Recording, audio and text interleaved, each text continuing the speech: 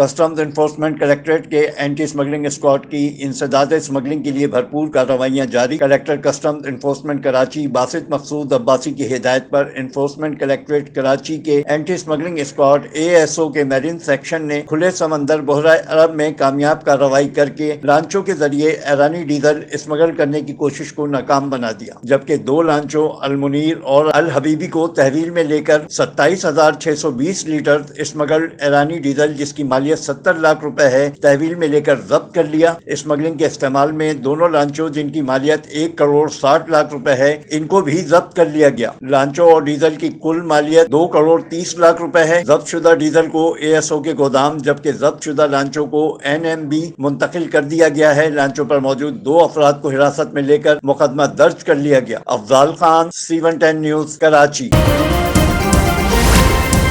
C110 news, خبر کی اصل خبر۔